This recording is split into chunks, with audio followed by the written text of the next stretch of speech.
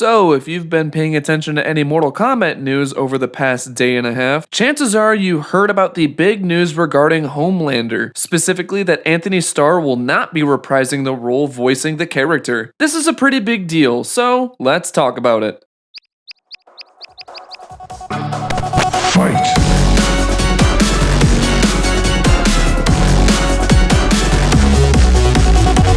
Good morning, afternoon, and evening everyone. Nick here, and welcome back to the channel. What started as a video being covered by various MK YouTubers stemming from a Instagram comment Antony Starr made to being recently covered on gaming trade outlets such as IGN and GameSpot. So yeah, this is quite surprising honestly, that Homelander or Antony Starr will not be doing the voice of Homelander in Mortal Kombat 1, which to me is pretty crazy the more you think about it. Think about it, we've got some guest characters in the past such as Carl Weathers as Jax, where Carl Weathers did the voice, and even taking a look back at MK11, Keith David reprised his role as Spawn, Richard Epcar returned to do his spin on the Joker as he previously voiced him in Injustice 1 and 2, Peter Weller, who I recently saw at Motor City Comic Con, reprising his role as RoboCop, and the Italian stallion himself, Sylvester Stallone, voicing Rambo. You'd think after Warner Brothers got the rights to Omni-Man from Invincible, Peacemaker from DC Comics, and even, well, Homelander from The Boys,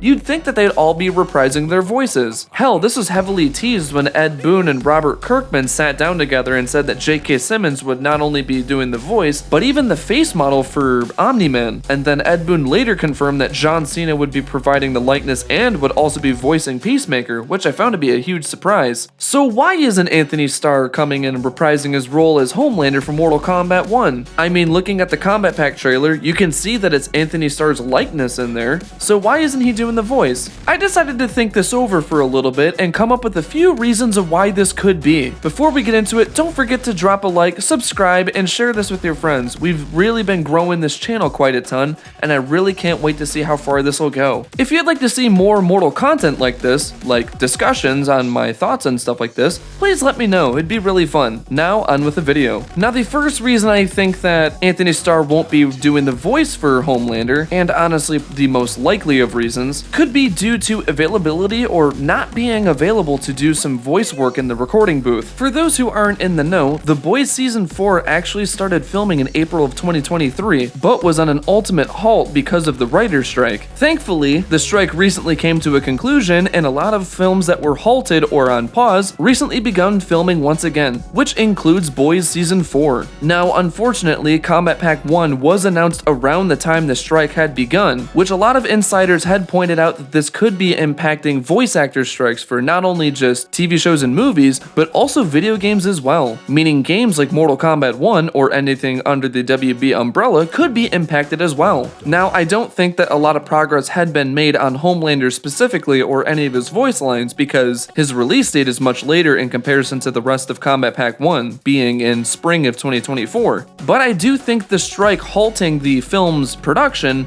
did cause some issues when it comes to voice acting. With The Boys resuming filming for Season 4 and shooting for a 2024 release window, this means they're probably going to be working extra hard to get not only everything filmed, but to also get the series done in that release window. So with filming being halted and finally resumed, along with the possible progress of Combat Pack 1 characters, this is most likely a case of conflicting schedules. Starr probably doesn't have the time to be both on the film set and step into the WB recording booth to do both roles. I don't think this is going to be a case like when the Boys characters were added in Call of Duty Warzone. I've already heard a few YouTubers say that, well, if they can get him in Call of Duty, why can't they get him in MK1 voiced by Starr as well? To be completely fair, one of the only times I will praise the modern Call of Duty series, those were only just a handful of lines he had to do. It's not like he's doing hours of voice work for specific characters on the roster, unlike in Call of Duty where he's just saying generic lines that you'll hear and probably only make up about a minute's worth of dialogue. This isn't the first time this has happened, as Mortal Kombat 11 included the likeness and character, the Terminator, but not being voiced by Arnie the Governator. The Governator at least did state that he was unavailable due to promoting the upcoming Terminator film at that time,